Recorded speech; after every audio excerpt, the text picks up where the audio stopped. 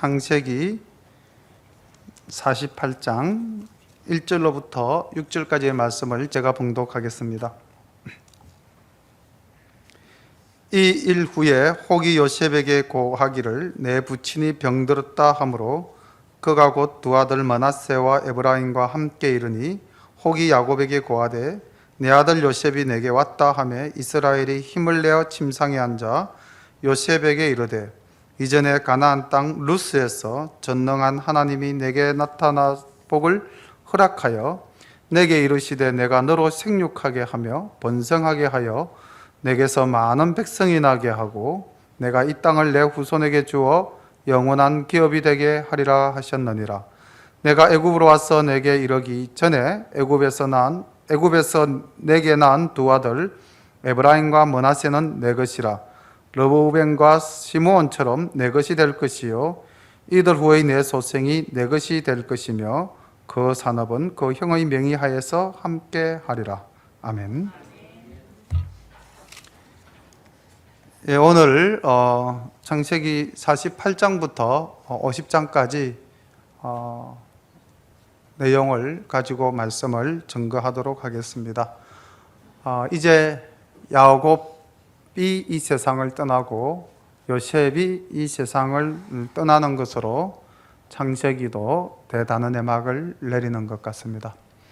하나님께서 천지를 창조하시고 또 우리 인간을 창조하시고 더불어 동행하시면서 함께 하셨는데 그 하나님의 크신 사랑을 우리가 깨닫지 못하고 죄를 지음으로 우리가 하나님의 곁을 떠나게 되었죠. 그러나 하나님은 비록 죄를 짓고 하나님을 떠난 우리지만은 끝까지 사랑하시고 챙기셔서 끝까지 우리와 함께 가시기를 원하시는 그 모습들을 이 창세기에서 기록하고 있습니다. 그래서 창세기에서 발견하게 되는 많은 사람들은 오늘 살아가는 우리와 거의 동일한 모습으로 하나님의 은혜 안에 거하기보다는 자기의 욕정을 쫓아서 살기를 원하는 그러한 모습들이 많았습니다. 그러나 하나님께서는 끝까지 우리를 버리지 아니하시고 아브라함을 택하사 그 아브라함을 통하여 이제 이스라엘 민족을 이루게 하는 또 커다란 계획을 보여주시고 있으시고 또 이제 그 가운데 드디어 야곱 가족이 애굽 땅으로 이주를 해서 이제 살아가는 모습, 그리고 그 이후로 12지파가 어떻게 살아갈 것인가에 대한 야곱의 마지막 유언과 축복을 통해서 우리가 발견할 수 있게 됩니다. 오늘 이 말씀들을 묵상하시면서 우리가 어떻게 은혜를 받고 또 어떻게 살아가야 할 것인가에 대한 생각을 깊이 해보는 시간이 되었으면 합니다. 이 일 후에 혹이 요셉에게 고하기를 내 부친이 병들었다 하므로 그가 곧 두 아들 므낫세와 에브라임과 함께 이르니 혹이 야곱에게 고하되 내 아들 요셉이 내게 왔다 하매 이스라엘이 힘을 내어 침상에 앉아 요셉에게 이르되 이전에 가나안 땅 루스에서 전능하신 하나님이 내게 나타나 복을 허락하여 내게 이르시되 내가 너로 생육하게 하며 번성하게 하여 내게서 많은 백성이 나게 하고 내가 이 땅을 내 후손에게 주어 영원한 기업이 되게 하리라 하셨느니라. 내가 애굽으로 와서 내게 이르기 전에 애굽에서 내게 낳은 두 아들 에브라임과 므낫세는 내 것이라. 르우벤과 시므온처럼 내 것이 될 것이요 이들 후의 내 소생이 내 것이 될 것이며 그 산업은 그 형의 명의하에서 함께 하리라. 내게 관하여는 내가 이전에 밧단에서 올 때에 라헬이 나를 따르는 노중 가나안 땅에서 죽었는데 그곳은 에브랏까지 길이 오히려 격한 곳이라. 내가 거기서 그를 에브랏 길에 장사하였느니라. 에브랏은 곧 베들레헴이라. 자, 우리가 1절부터 7절까지의 말씀을 살펴보았는데 이전에 이제 야곱이 병들어서 요셉을 불러서 환도뼈 밑에 손을 넣게 하고 내가 죽게 되면은 내 유고를 가나안 땅에 장사해 달라라는 부탁을 했습니다. 그 일 후입니다. 그러니까 이제 먼저 요셉을 불러서 장례에 대해서 부탁을 한 연후에 아마 야곱이 이제 내 생명이 얼마 남지 않았다라는 것을 알고 다시 요셉을 부릅니다. 그리고 요셉은 또 그 아버지의 부름에 두 아들 므낫세와 에브라임을 데리고 이제 아버지 앞에 나아가죠. 그런데 여기서 우리가 놀라운 사실을 하나 발견하게 되죠. 무슨 이야기입니까? 아브라함에게는 이미 12명의 아들이 있었는데 지금 죄송합니다. 야곱에게는 이미 12명의 아들이 있었는데 야곱이 요셉의 두 아들 므낫세와 에브라임을 네 것이 아니라 내 것이다. 다시 말하면 너희의 아들이 아니라 나의 아들로 삼겠다는 이야기를 하고 있죠. 그래서 우리가 다음 시간 이제 출애굽기 때 살펴볼 것이겠지만은 이스라엘 백성이 이 가나안 땅에 정착할 때에 12지파에게 땅을 나눠주지 않습니까?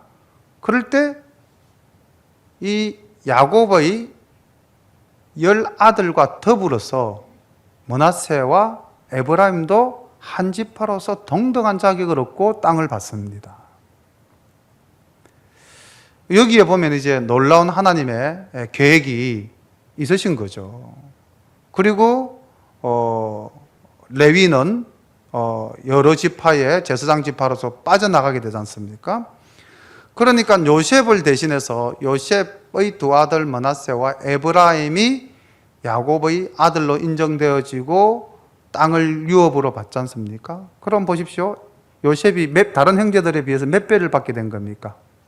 2배를 받게 된 거죠. 그러면은 이스라엘의 옛 풍습에 의하면 장자에게는 몇 배의 2배의 복을 주게 돼 있지 않습니까? 그러니까 지금 우리가 이 장면을 보면은 야곱이 이 세상의 장자권을 누구에게 지금 넘겨주는 겁니까? 요셉에게 넘겨주는 장면입니다.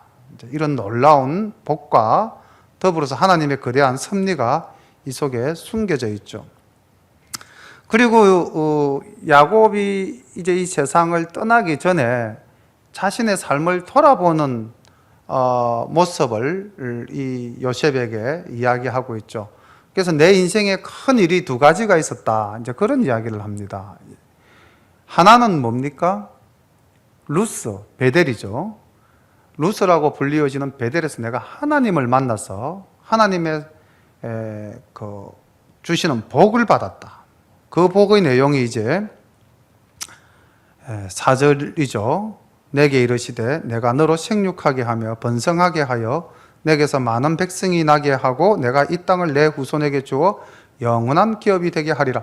이 하나님의 야곱에 대한 복은 아브라함에 대하여 이삭에 대하여 내려졌던 그 복이 그대로 이루어졌던 거죠. 그런데 보십시오. 지금 이 하나님이 루스 베델에서 주셨던 이 복을 이제 누구에게 줍니까?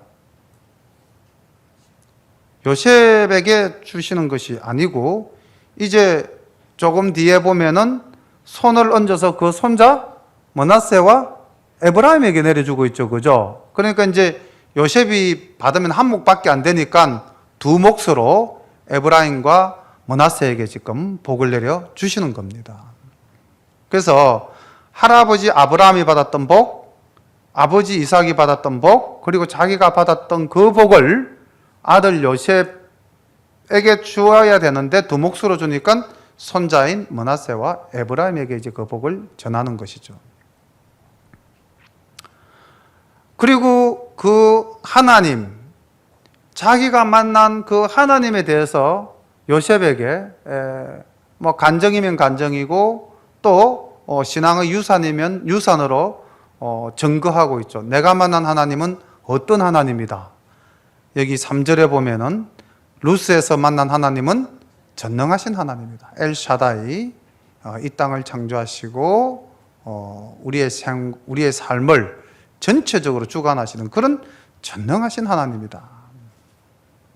그 다음에 또 내가 만난 하나님은 어떤 하나님이냐라고 요셉에게 고백하냐면은 11절 말씀을 보면 이렇게 기록되어 있죠.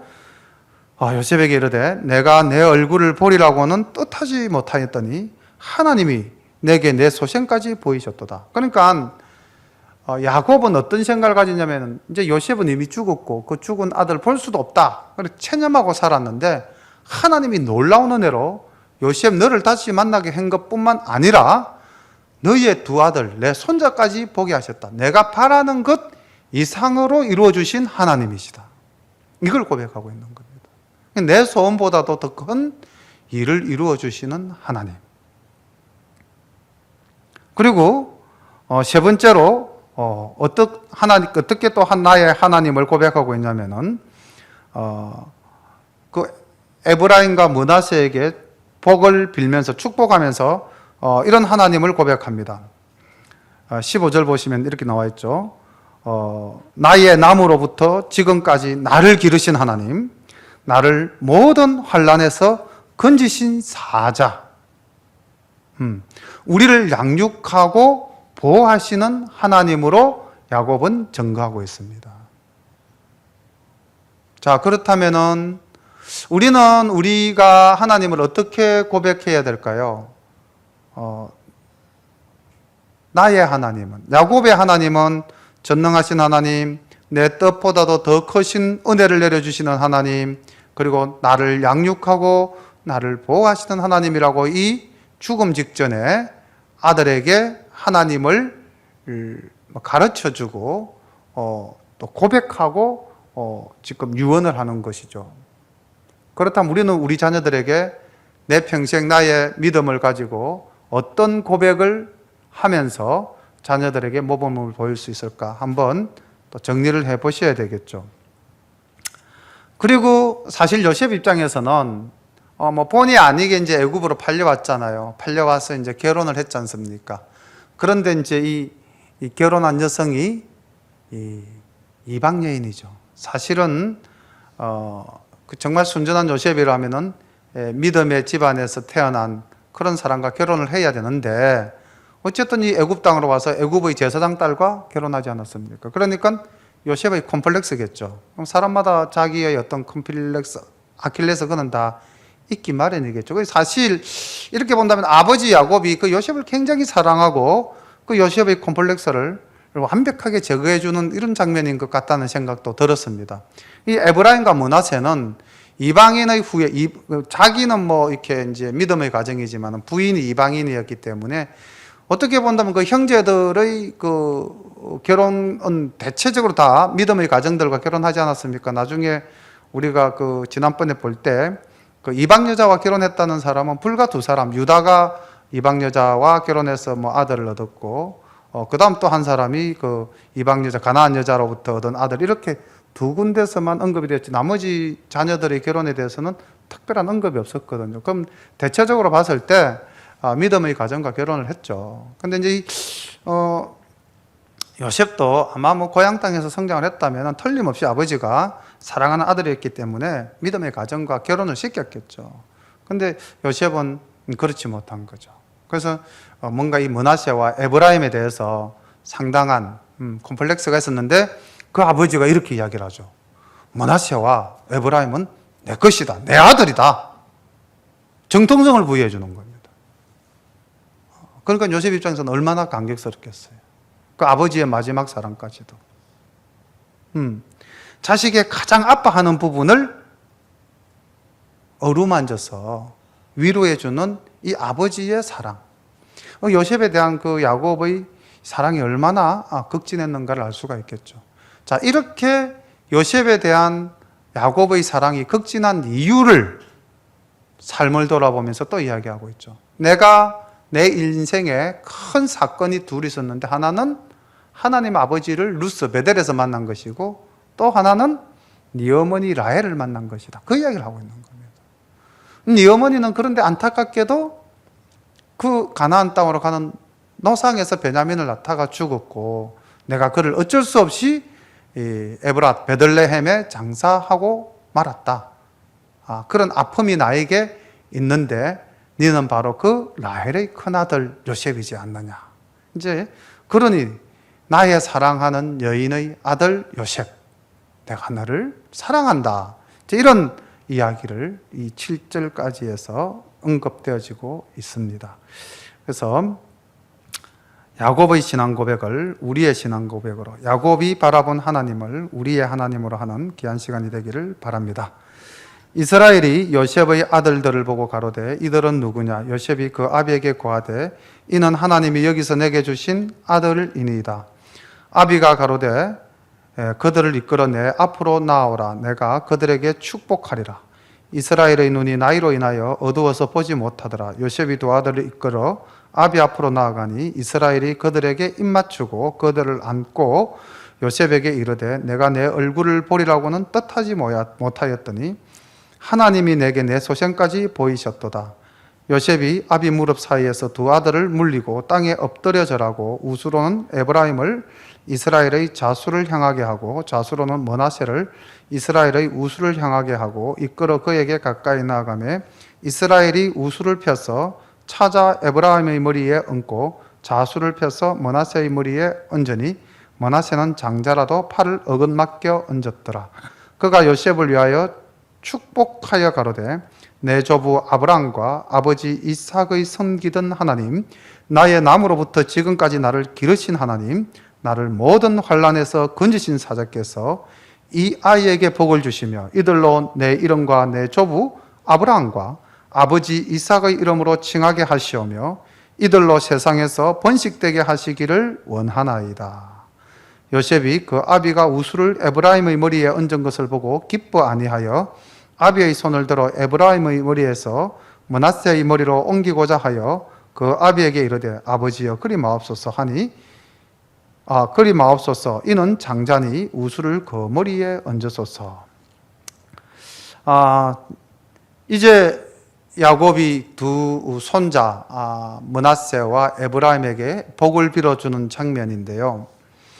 여기서 우리가 또 요셉의 신앙적인 모습을 또 하나 발견할 수가 있는데, 야곱이 뭐 다 알죠. 이 아이들이 손자라는 사실을 뭐 모르고 물었겠습니까? 다시 한 번 더 마지막으로 손자들을 불러보는 거죠. 이 아이들이 누구냐? 그러니까 요셉의 대답이 참으로 아름답죠. 제 아들 므낫세와 에브라임입니다. 이렇게 이야기를 안 하죠. 그 앞에 뭐라고 이야기하고 있습니까? 하나님이 여기서 내게 주신 아들이다. 그러니까 요셉의 삶은 하나님과 함께하는 삶이라는 것이죠. 무슨 일이든 이 모든 일은 하나님께서 나에게 베풀어 주신 일이다. 그 일이 좋은 일이든 굳은 일이든 애굽의 종으로 팔려갈 때도 하나님의 뜻을 이루기 위해서 행하신 일이다. 뭐 형들은 두려워하지 말라. 하나님의 크신 뜻으로 내가 이쪽으로 온 것이다. 그렇게 이야기하지 않습니까? 또 다음 장에 보면 또 그런 이야기를 또 한 번 더 하지만은, 그래서 우리가 사실은 사람이 자기를 나타내는 것이 어떻게 본다면 그 본성이지 않습니까? 근데 요셉은 어느 한순간도 자신을 드러내고자 하는 모습이 보이지 않는다는 거죠. 모든 것은 하나님의 은혜요. 항상 하나님을 앞세우는 것입니다. 여기서도 하나님이 여기서 내게 주신 아들들이다. 이렇게 고백을 하고 있죠. 그 다음, 이 야곱이 그 두 손자에게 복을 빌어주는 장면이 어디서 많이 보았던 장면이죠. 그렇죠? 언제 어디서 이 비슷한 장면을 저희들이 한번 바라보았습니까? 이삭이 야곱에게 복 빌어줄 때 이와 비슷했죠. 이삭이 눈이 어두워서 보지를 못했고,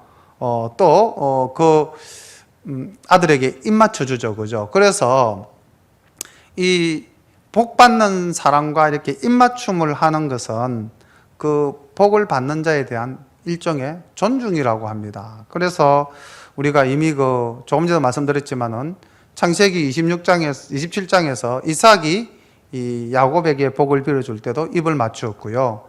또 저 뒤에 가서 우리 사무엘상에 가서 보면은 이스라엘의 최초의 왕 사울을 세울 때에 사무엘이 사울에게 입 맞춘 장면이 나옵니다. 이게 복을 빌 때에 이루어진 하나의 의식이었던 것 같습니다. 그래서 입을 맞추고 이제 두 손자에게 요셉을 위하여 이렇게 되어 있죠, 그죠? 사실 요셉에게 줘야 될 복인데 두 몫을 주기 위해서 손자에게 이제 복을 빌어주는데, 우리 여기서도 과연 우리는 어떻게 하고 있을까요? 우리가 자녀들에게 아직까지 우리 그런 나이는 아닌데 우리가 자녀들에게 마지막 죽으면서 어떻게 하고 죽을까요? 이때까지 이 세상을 뜨신 많은 분들이 과연 이 창세기에서 야곱이 자녀에게 행하였던 것처럼 우리가 자녀들에게 그렇게 복을 빌고 죽는다면 참 아름다운 죽음이 되지 않을까, 그런 생각을 설교 준비를 하면서 해봤습니다. 우리가 흔히 유산을 물려주는 유언장을 쓴다든지 이러는데, 이런 것이 아니라 정말로 신앙적으로 자녀에게 축복하는, 그래서 그 하나님이 주신 고유한 권한이죠. 부모에게는 자녀를 축복할 수 있는 권리를 우리에게 주신 것 같아요. 그 좋은 권리를 우리가 지금 제대로 활용하고 있는가라고 생각해 본다면은, 창세기를 배우는 우리가 이 야곱에게서 야곱의 이 축복권을 보면서, 또 아브라함이 이삭에게, 이삭이 야곱에게, 야곱이 지금 므낫세와 에브라임에게 주는 이 축복의 장면을 보면서 우리도 자녀에게 머리에 손을 얹고 복을 빌어줄 수 있다면 그 자녀 가슴 속에 얼마나 따뜻한 감정으로 오래오래 남겠습니까? 이런 고유한 하나님의 큰 선물을 우리가 잘 활용해야 되겠죠. 이제 복을 빌어주는데 손이 바뀌었어요. 요셉도 보니까 약점은 보이죠. 이때까지 그 하나님을 잘 섬기고 하나님의 뜻대로 살아온 이 요셉도 역시 인간적인 모습은 보이고 있습니다. 아버지가 복을 빌어주는데 이 오른손이 권능의 손이고 왼손은 아무래도 오른손보다는 그 권능이 약한 것 같습니다. 그래서 오른손을 장자의 머리에 이제 올려주기를 원하는 마음으로 요셉은 아버지의 손을, 이렇게 오른손을 므낫세에게 이끌었어요. 보니까 그렇죠. 그런데 아버지는 그 요셉이 이렇게 손을 이렇게 했으면 아버지의 손을 이렇게 어긴 거예요. 어긋나게 바꾼 거죠.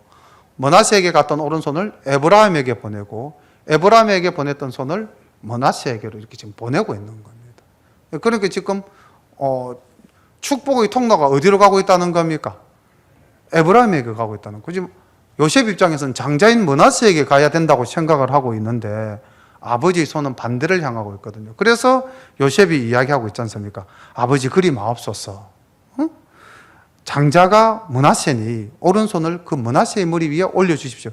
지금 요셉도 하나님의 큰 뜻을 이 순간에는 놓치고 있는 거죠. 그러니까 우리가 아무리 신앙이 좋아도 우리도 실수하고 하나님의 뜻을 어길 때가 있다는 거죠.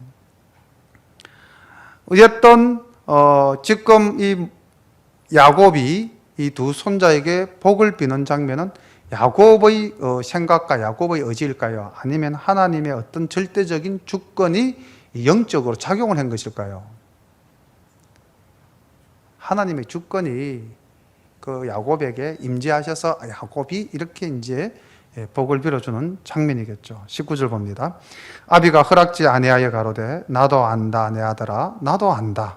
그도 한 족속이 되며 그도 크게 되려니와 그 아우가 그보다 큰 자가 되고 그 자손이 여러 민족을 이루리라 하고 그날에 그들에게 축복하여 가로되 이스라엘 족속이 너로 축복하기를 하나님이 너로 에브라임 같고 므낫세 같게 하시리라 하리라 하여 에브라임을 므낫세보다 앞세웠더라.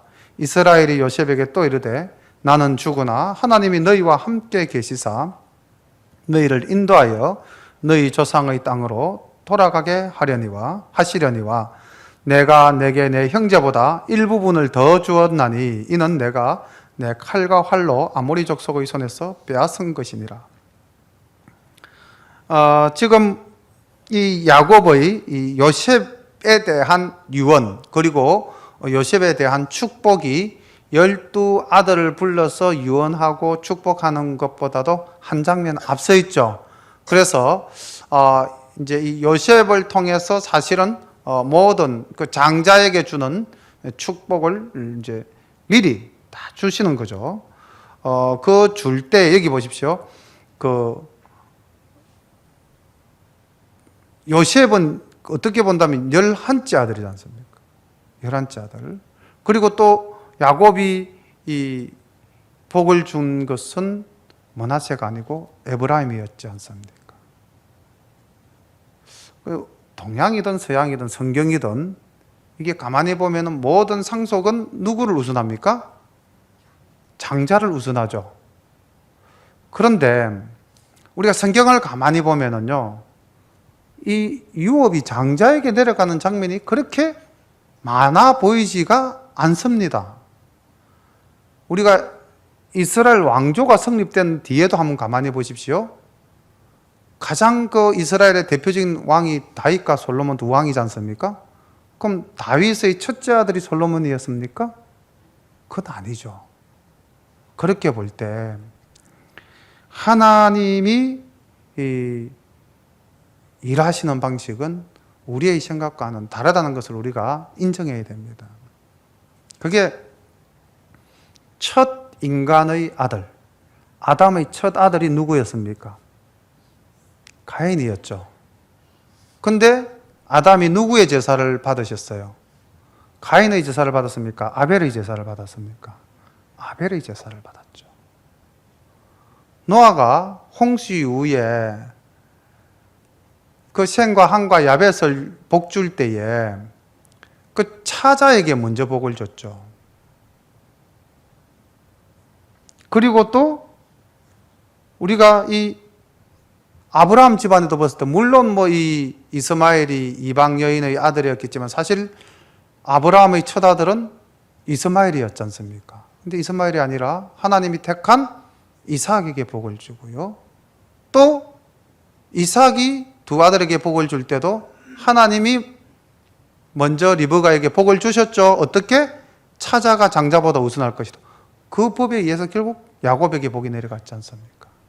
그러니까 우리가 이렇게 성경 말씀을 보고 배우게 되고 깨닫게 된다면은 우리가 각 가정에서도 너무 우리가 이 세상의 풍속과 우리의 어떤 그 습관에 의해서 모든 것을 첫아이에게 다 주어야 된다. 그래서 첫아이를 우선해야 된다. 이런 생각은 다시 한 번 더 고려해 볼 필요가 있지 않겠는가. 우리가 우리의 생각보다는 하나님의 뜻이 어디에 있는가.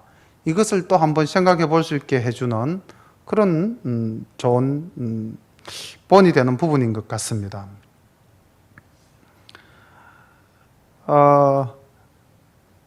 야곱이 이제 이 세상을 떠면서 지금 이 21절에서 요셉에게 주는 말씀을 한번 볼까요? 이스라엘이 요셉에게 또 이르되 나는 죽으나 하나님이 너희와 함께 계시사 너희를 인도하여 너희 조상의 땅으로 돌아가게 하시려니와. 우리가 모든 걸 다 할 수 없다는 거죠. 육신의 아버지가 자녀의 모든 문제를 다 해결해 줄 수 없습니다. 우리가 의지하고 의뢰하는 분은 하나님이어야 되죠.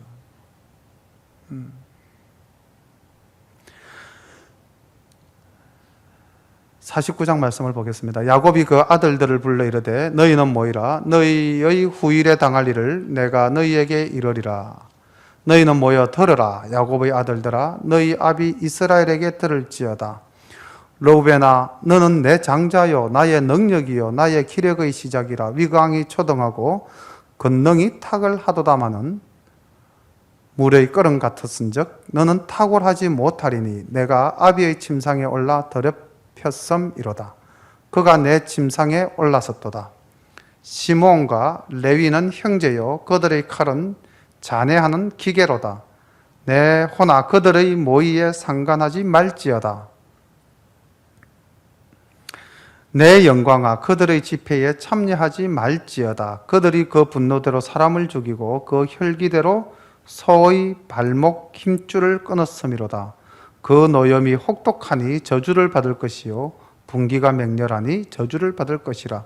내가 그들을 야곱 중에서 나누며 이스라엘 중에서 흩으리로다.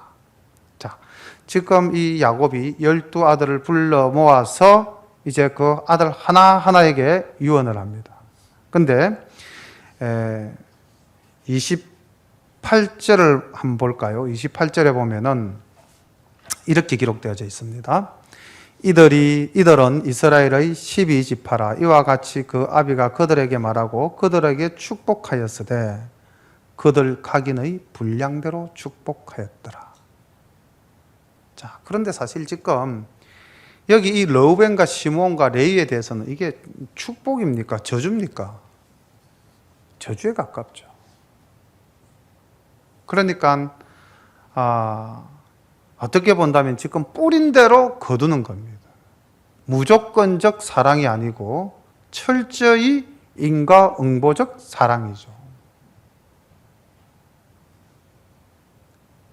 그 믿음의 조상이라고 하는 아브라함의 가문에서 이제 그 족장 시대가 끝나는 이 야곱의 죽음과 야곱의 유언에서 그 장자 르우벤이 그 아버지의 침상 그 모피라를 범한 장면이 있었죠. 그죠? 앞에서 그것을 두고 야곱은 생각하고 있었던 겁니다.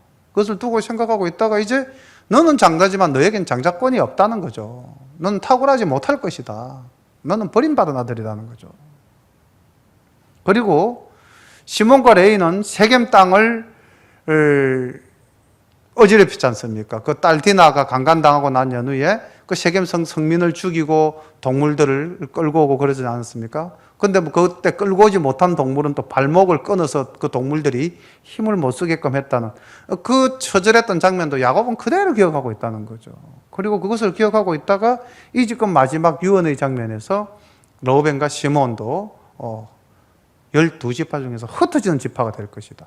사실 나중에 그 출애굽기에서 이제 땅을 분배받을 때 시몬 지파는 유다 지파의 일부분을 얻어 쓰는 것으로, 그러니까 독립된 공간을 받은 것이 아니라 유다 지파의 일부를 받는 것으로 이야기되어지고 있지 않습니까? 레위 지파는 이제 하나님 따로 또 쓰셔서 제사장 족속으로 삼아서 이제 각 지파별로 흩으셨지만은 어쨌든 이 레위 지파와 시몬 지파는 다른 지파들처럼 강성하지 못했죠. 그래서 사실은 우리가 자녀를 대할 때에 무조건적인 사랑이 옳은 것인가? 아니면은 철저히 가르치고 깨우쳐야 될 것인가? 이런 것도 지금 이 야곱의 유언을 통해서 우리가 한번 좀 생각해 볼 수가 있겠습니다. 유다야, 너는 내 형제의 찬송이 될지라. 내 손이 내 원수의 목을 잡을 것이요 내 아비의 아들들아 내 앞에 절하리로다. 유다는 사자 새끼로다. 내 아들아 너는 움킨 것을 찢고 올라갔도다. 그의 엎드리고 웅크림이 수사자 같고 암사자 같으니 누가 그를 범할 수 있으랴. 홀이 유다를 떠나지 아니하며 치리자의 지팡이가 그 발 사이에서 떠나지 아니하시기를 실로가 오시기까지 미치리니 그에게 모든 백성이 복종하리로다. 그의 나귀를 포도나무에 매며 그 암나귀 새끼를 아름다운 포도나무에 맬 것이며 또 그 옷을 포도주에 빨며 그 복장을 포도즙에 빨리로다. 그 눈은 포도주로 인하여 붉겠고 그 이는 우유로 인하여 휘리로다. 지금 이 유다에게 내린 그 유언을 보십시오. 엄청난 축복이.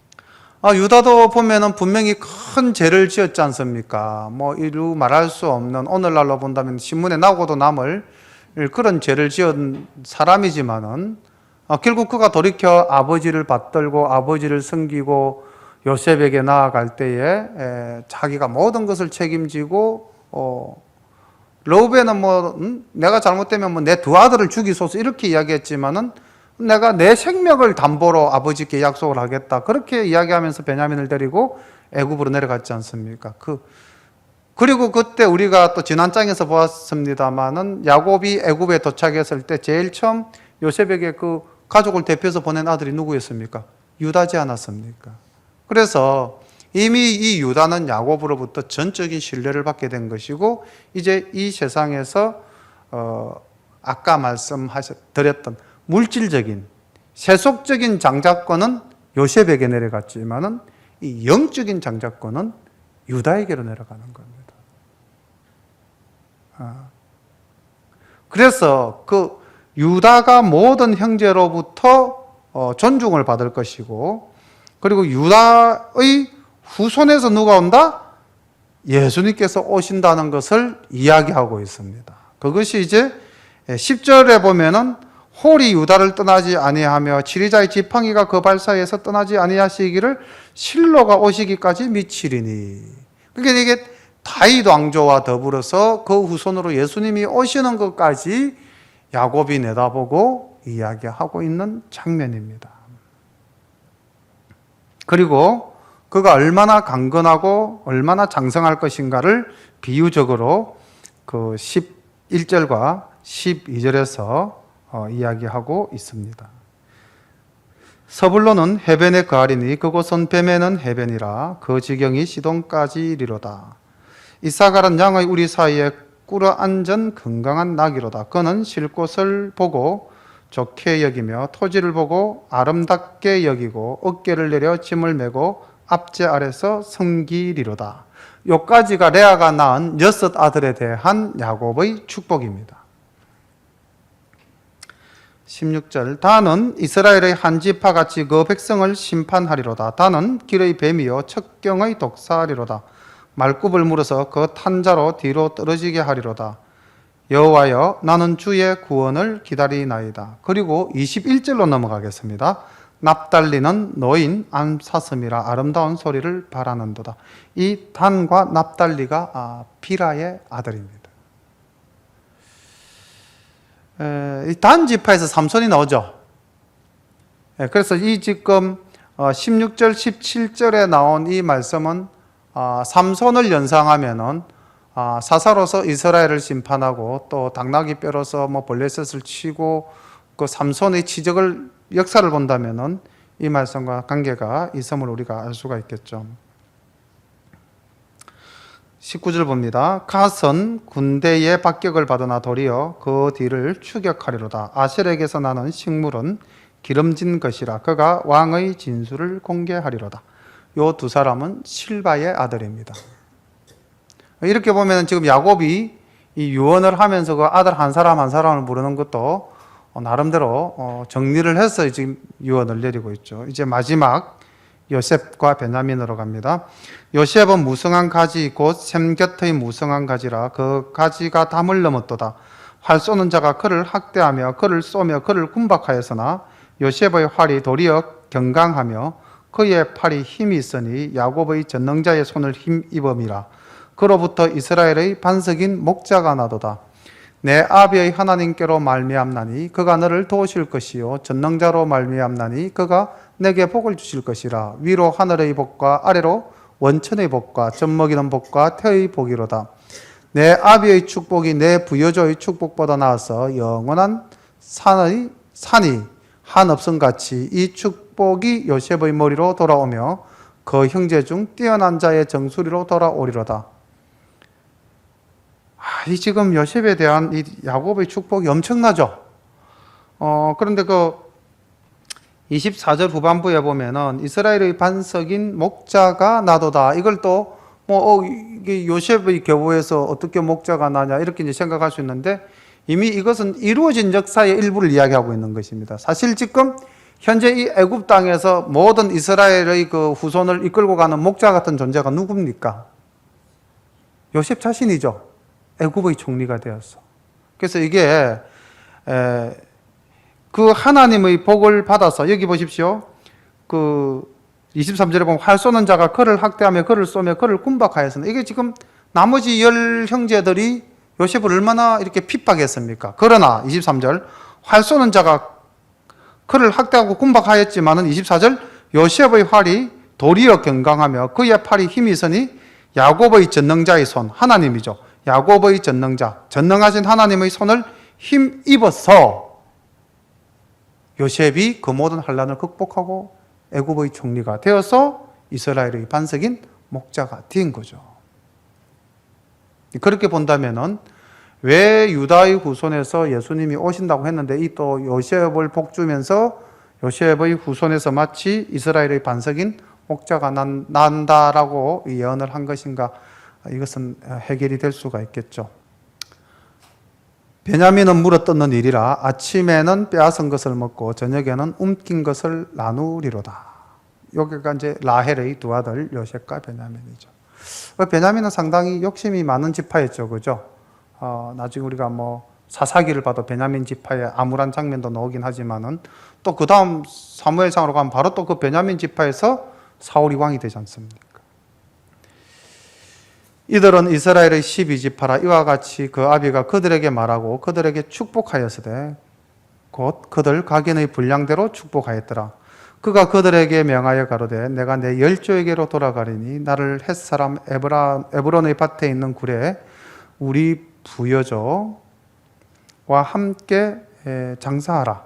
이 굴은 가나안 땅 마므레 앞 막벨라 밭에 있는 것이라. 아브라함이 햇사람 에브론에게서 밭과 함께 사서 그 소유 매장지로 삼았으므로 아브라함과 그 아내 사라가 거기 장사되었고 이삭과 그 아내 리브가도 거기 장사되었으며 나도 레아를 그곳에 장사하였노라. 이 밭과 거기에 있는 굴은 햇사람에게서 산 것이라. 야곱이 아들에게 명하여 그 일을 마치고 그 발을 침상에 거두고 기운이 지나여 그 열조에게로 돌아갔더라. 우리가 신작에 보면은 그 달란트 비유가 나오죠. 어떤 사람에게는 5달란트, 어떤 사람에게는 2달란트, 어떤 사람에게는 1달란트. 어떻게 해서 그렇게 줬을까요? 그 주신 그 기준이 혹시 오늘 이 창세기 지금 야고보 유언을 보면서 찾으실 수 있겠습니까? 각기 분량대로. 그래서 우리가 사실 이 땅을 살면서 하나님을 믿는데 똑같이 하나님 믿는데 왜 저 사람은 저렇고 나는 이렇습니까? 말할 필요 없는 거죠. 왜 저 사람은 막 외제차도 타는데 저는 이렇게 티코 타고 다녀야 됩니까? 말할 필요가 없는 거죠. 하나님은 우리에게 맞는 분량대로 은혜를 주셨다고 생각하면은 거기에서 충성하면 되는 것이죠. 자꾸 비교해서 5달란트보다도 나는 못 받았다라고 비교하고 그러면 결국 자기에게는 뭐가 남습니까? 열등감밖에 안 남지 않습니까? 감사가 없지 않습니까? 불평과 불만밖에 나오지 않는 거 아닙니까? 네. 그걸 오늘 이 야곱의 이 유언에서 우리는 또 한 번 느낄 수가 있죠. 그리고 이 야곱은 죽으면서까지도 그 하나님이 이 약속하셨던 그 가나안 땅에 대한 소망을 버리지 않는 거죠. 자, 그럼 야곱의 가나안은 실질적인 가나안 땅이었을 수 있겠죠, 그죠? 그럼 우리의 가나안은 어디입니까? 믿는 성도로서 우리의 가나안은 하늘나라, 하나님 천국이죠, 그죠? 그래서 우리도 영원한 가나안에 대한 이 집착, 놓지 않음. 집착이란 말이 좀 나쁘게도 들릴 수 있지만은 어쨌든 우리는 가나안이라는 이 우리 마지막 종착역을 이 두 손에 꼭 잡고 가야 되는 겁니다. 이 지금 야곱도 이렇게 유언을 했지만 이제 바로 다음 장 우리가 50장에서 볼 요셉의 유언에도 보면은요, 요셉은 더 합니다. 내 해골을 그쪽으로 들고 가라고 그렇게 이제 유언을 하고 있거든요. 가나안에 대한 소망을 절대 놓지 않습니다. 그럼 그 당시 하나님께서 아브라함과 이삭과 야곱을 통해서 주셨던 땅이 가나안이라면은 우리는 오늘 예수 믿고 새롭게 하나님의 자녀가 된 우리에게 주는 유업, 영원한 소망, 우리의 땅은 어디입니까? 하나님 나라 천국이죠, 그죠? 이걸 우리가 놓지 말아야 되는 겁니다. 그럼 그 땅을 가기 위해서 우리가 어떻게 살아야 되겠습니까? 우리가 어떻게 하나님을 고백하면서 살아야 되겠습니까? 오늘 여기 지금 야곱의 고백, 또 좀 있으면은 요셉의 고백이 나올 건데요. 이 두 사람이 어떻게 하나님을 신뢰하고 의지하였는가? 50장 보겠습니다. 요셉이 아비 얼굴에 굽으려 울며 입맞추고 그 수종 으서에게 명하여 향재료로 아비의 몸에 넣게 하매 으서가 이스라엘에게 그대로 하되 40일이 걸렸으니 향재료를 넣는 데는 이 날수가 걸림이며 애굽 사람들은 70일 동안 그를 위하여 곡하였더라. 이 야곱의 죽음이 엄청난 장사죠, 그죠? 애굽 사람이 70일을 울었답니다. 야곱을 위해서. 이렇게 지금 보니까 49장, 50장 계속해서 이 야곱의 죽음과 그 장사에 대해서 굉장히 세밀하게 묘사되어지고 있죠. 그 어느 족장시대의 아브라함, 이삭 죽음 중에서 지금 이렇게 야곱처럼 상세하게 그 죽음이 또 기록되어진 부분도 없습니다. 야곱이 굉장히 참 복을 받은 것 같습니다. 험난한 세월을 보냈지만은 그 마지막은 또 요셉의 손에 의해서 참으로 아름답게 매듭을 짓는 것 같습니다. 곡하는 기간이 지남에 요셉이 바로의 궁에 말하여 가로되 내가 너희에게 은혜를 입었으면 청컨대 바로의 귀에 고하기를 우리 아버지가 나로 맹세하게 하여 이르되 내가 죽거든 가나안 땅에 내가 파서 둔 묘실에 나를 장사하라 하였나니 나로 올라가서 아버지를 장사하게 하소서. 내가 다시 오리이다 하라 하였더니 바로가 가로되 그가 내게 시킨 맹세대로 올라가서 내 아비를 장사하라.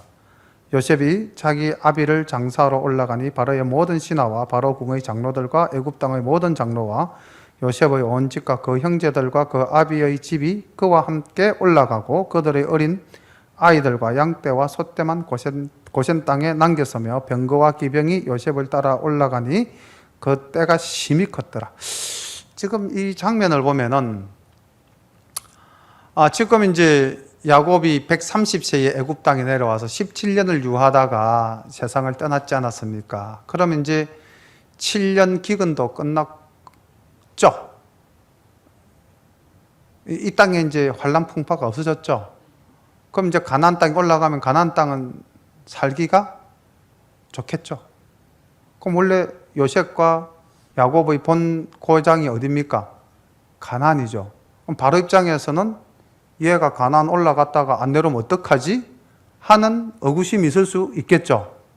그래서 지금 요셉이 바로에게 내가 장사하러 올라갔다가 장사만 하고 바로 내려오겠다고. 지금 5절에 보면 내가 다시 오리이다 하라. 의심하지 말고 장사를 치르게 해달라는 거죠. 그리고 요 밑에 지금 보니까 장치가 딱 되어져 있죠.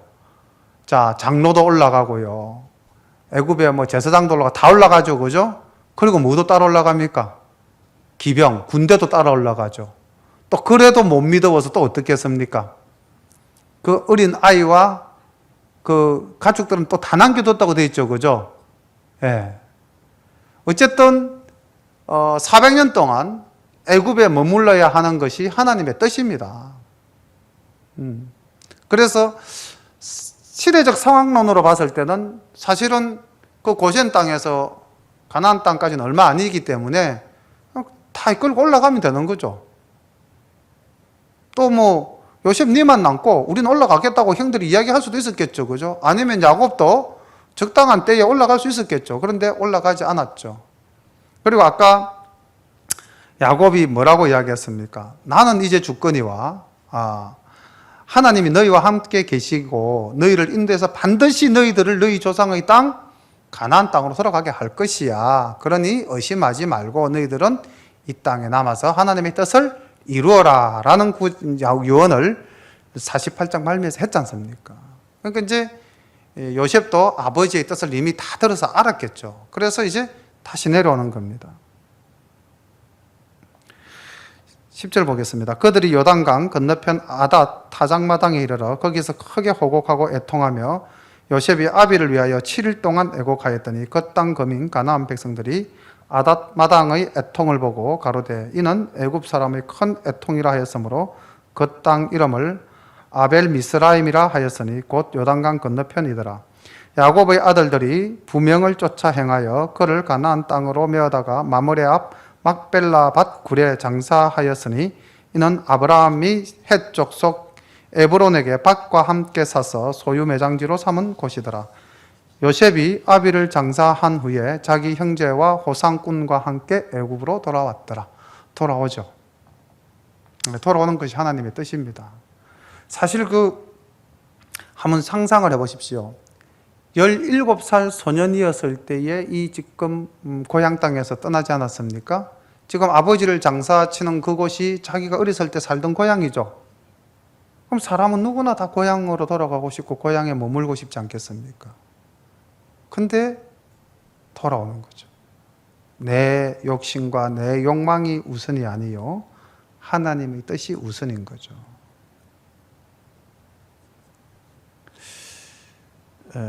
15절부터 이제 제가 말씀을 읽으면은 여기 인간 본성의 나약함이 또 하나 보이는 장면이 나옵니다.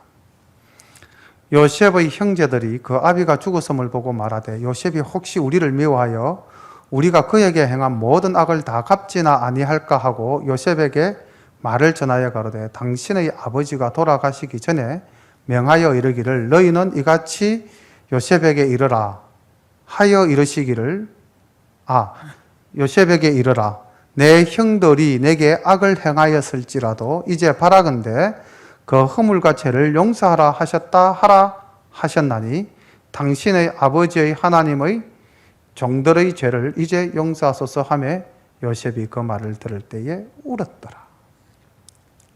자, 이 장면도 참 어떻게 보면 참담하죠. 예. 사실 우리가 이런 오류를 많이 범하고 있습니다. 한 번 지은 죄의 굴레에서 회개하고 사함을 받았음에도 불구하고 그 죄의 굴레에서 벗어나지 못하고 계속해서 기억하고 그 속에 빠져 있는 것. 그러니까 우리가 그 심리학적 용어로 뭐라 그러면 트라우마라 그러죠. 그죠? 자기에게 한번 굉장히 큰 충격으로 다가온 것이 있다면 그 충격으로부터 그 사람이 벗어나지를 못하는 거죠. 그래서 유사한 사건만 벌어지면은 동일한 그 긴장이나 동일한 어떤 생각을 반복해서 하는 겁니다. 그리고 계속해서 피해의식에 젖어 사는 거죠. 우리 이렇게 형제들이 많은 집안에 보면은 좀 피해의식을 많이 느끼는 사람 있죠. 첫째는 첫째라서 아버지 사랑 다 받고, 막내는 막내라고 아버지 사랑 다 받고, 중간에 낀 게 나는 이게 뭐고, 뭐 이러는 분들이 있잖아요. 그래서 그 피해의식을 극복을 못 하시는 겁니다. 근데 사실 지금 여기 이 요셉의 형제들도 지금 그 피해의식, 그 잠재되어져 있는 두려움, 지난날 지은 죄로부터 자유함을 얻지 못하고 있는 거죠. 근데 보십시오. 이미 17년 전에 요셉이 다 용서하지 않았습니까? 서로 껴안고 울지 않았습니까? 눈물로 화해하지 않았습니까? 그런데 이들에게는 여전히 그게 두려움으로 남아있는 거죠. 아버지가 살았을 때는 아버지가 우리의 울타리가 되어서 요셉이 막 우리를 좀 막 벌하고 싶어도 못했는데 이제 아버지 돌아가셨으니까 그 울타리가 없어졌으니까 우린 죽었다. 지금 이렇게 생각하고 있는 거 아닙니까? 근데 그 말을 듣는 요셉이 울었더라고 돼 있잖아요. 그 형들이 얼마나 처근하고 불쌍해 보였겠습니까? 그 과거로부터 자유롭지 못한 그 영혼이 얼마나 불쌍했겠습니까? 혹시 오늘날 뭐 우리 이 예배를 함께 드리는 성도 여러분들의 마음속에 또는 뭐 이렇게 생각 속에 그런 것이 있다면 우리가 이미 하나님께 자복하고 회개하고 사함을 받았는데 예수님의 보혈로 다 씻김을 받았는데 이제 우리가 좀 자유함을 얻어야 되지 않겠습니까? 여기 이 17절 보십시오. 17절에 뭐라고 이야기합니까? 종들의 죄를 이제 용서하소서. 그 형제간으로 17년 살아오다가 갑자기 다시 또 자신을 종이라고 낮춰가지고 말입니다. 얼마나 비굴한 모습으로 지금 동생에게 생명을 구걸하고 있습니까? 근데 그 동생은 거기에 대해서 전혀 어떤 생각도 갖고 있지 않는데 하나님은 우리를 벌 주시겠다고 전혀 생각도 안 하는데 주여 이 죄를 용서하소서 오늘도 매일 자복하고 회개하고 있다면 하나님이 보실 때 안타깝지 않겠습니까? 내가 이 땅에 내려와서 십자가에 못 박힘으로 너희의 죄를 그 붉은 죄를 눈보다 더 희게 씻어줬는데 왜 그러느냐 그럴 수 있지 않겠습니까? 자유함을 얻으시기를 바랍니다. 18절 보겠습니다. 그 형들이 또 친히 와서 요셉 앞에 엎드려 가로되 우리는 당신의 종이니이다. 요셉이 그들에게 이르되 두려워 마소서 내가 하나님을 대신하리이까. 당신들은 나를 헤아려 하였으나 하나님은 그것을 선으로 바꾸사 오늘과 같이 만민의 생명을 구원하게 하시려 하셨나니 당신들은 두려워 마소서 내가 당신들과 당신들의 자녀를 기르리이다 하고 그들을 간곡한 말로 위로하였더라. 지금 요셉 보십시오. 우리 여기서 이제 요셉의 신앙을 본받아야 됩니다. 앞에서 야곱의 신앙 고백을 봤다면 우리가 여기서 다시 요셉의 신앙 고백을 한 번 더 들을 수가 있죠. 요셉은 절대로 자기를 드러내지 않습니다. 내가 하나님을 대신하리이까. 내가 어떻게 당신을 심판할 수 있고 내가 어떻게 당신을 정죄할 수 있습니까? 그건 하나님이 하실 일입니다. 그래서 우리는 누구도 정죄하면 안 되고요. 누구도 심판하면 안 됩니다. 그건 하나님의 일이죠. 내가 어떻게 하나님을 대신하겠습니까? 우리가 이 생각만 우리의 마음속에 있다면은 교회나 가정에서 우리가 분쟁이 있을 수가 없죠. 저 집사 미국 죽겠어 이런 말 할 수가 없는 거죠. 제 마음에 진짜 안 들어. 어떻게 우리가 이렇게 이야기할 수 있겠습니까? 그죠? 근데 우리는 연약한 인간이다 보니까 그러고 살 때가 참 많지 않습니까? 그런데 요셉을 보고 배우게 된다면은 요셉을 닮아가고자 애쓴다면은 우리도 그렇게 될 수 있겠죠? 내가 어찌 하나님을 대신하겠습니까? 두려워하지 마십시오. 자, 그 다음 20절 보십시오. 당신들은 나를 헤아려 하였으나 하나님은 그것을 선으로 바꾸셨다. 자기 아니죠. 여기도 보면 역시 하나님입니다. 협력해서 선을 이루는 하나님을 증거하고 있는 거죠. 그 다음 우리가 또 본받아야 될 모습이 당신들은 두려워 마소서. 내가 당신들과 당신들의 자녀를 기르리이다. 형들은 비록 나에게 악을 행하였지만 나는 결단코 형들에게 악을 행하지 않겠습니다. 나는 선으로서 형들의 악을 대신하겠습니다. 우리가 이 신앙, 이 믿음의 행위, 이 삶의 모습을 본받아야 되지 않겠습니까? 참으로 이 창세기에서 등장하는 요셉은 전형적인 예수님의 모형이죠. 예수님의 모습과 똑같은 모습을 보이고 있습니다. 요셉이 그 아비의 가족과 함께 애굽에 거하여 110세를 살며 에브라임의 자손 3대를 보았으며 므낫세의 아들 마길의 아들들도 요셉의 설하에서 양육되었더라.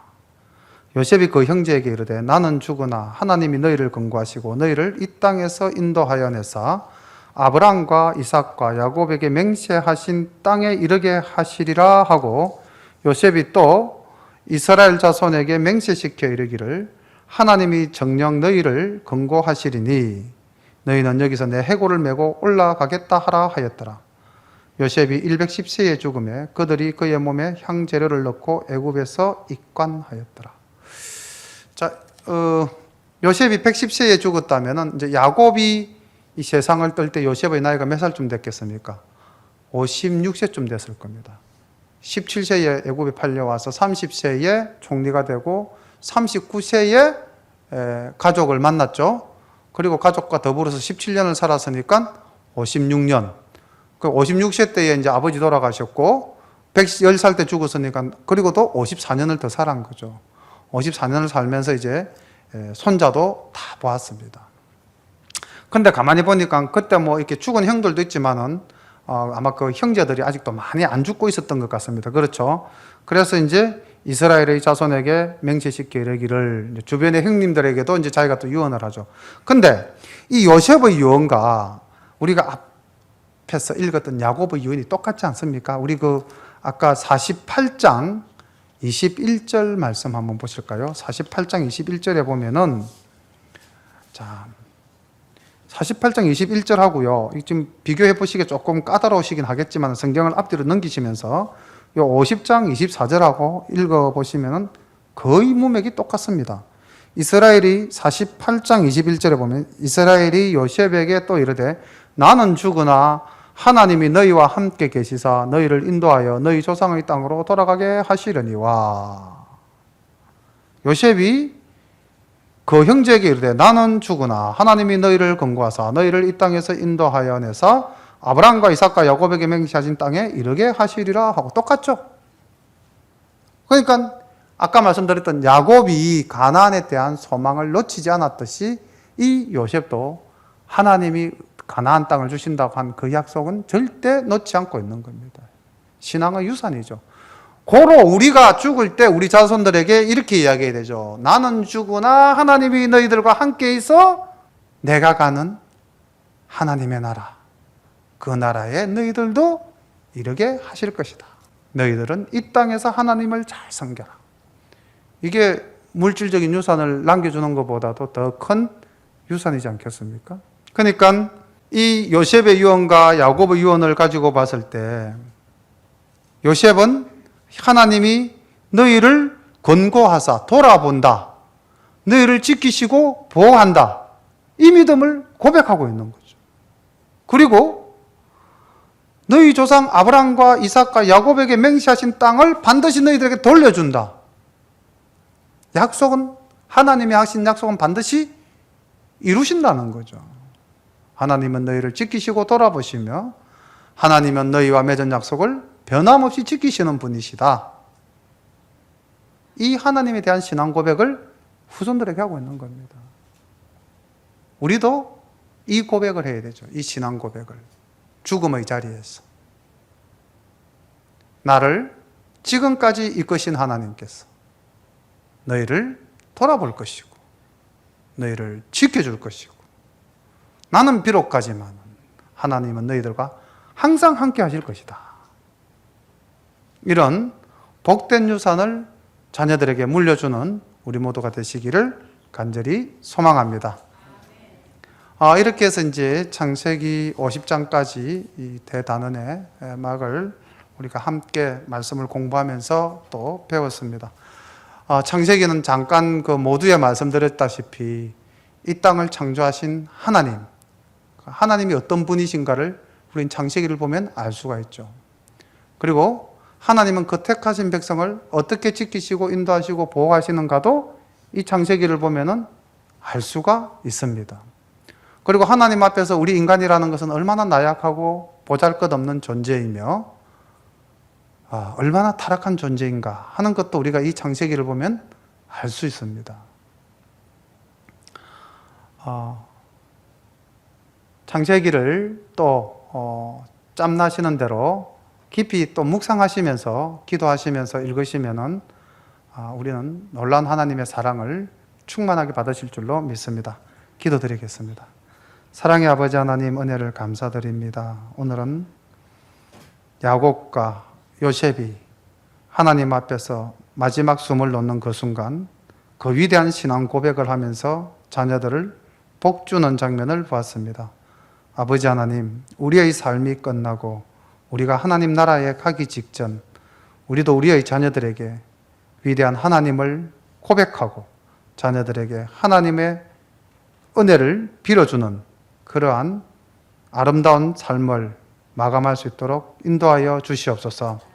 사랑의 아버지 하나님, 많은 것을 배우고 많은 것을 깨닫게 하는 귀한 말씀을 저희들에게 주심을 감사드리고 창세기가 끝나고 이제 출애굽기로 들어갔을 때에 얼마나 하나님께서 이 땅에 일하실 사람을 필요로 하는가, 그 사람을 또 얼마나 훈련시키는가, 아버지 하나님 그 장면들을 보면서 우리도 하나님이 필요로 하는 일꾼이 될 수 있도록 인도하여 주시옵소서. 예수님의 이름으로 감사하며 기도드립니다. 아멘.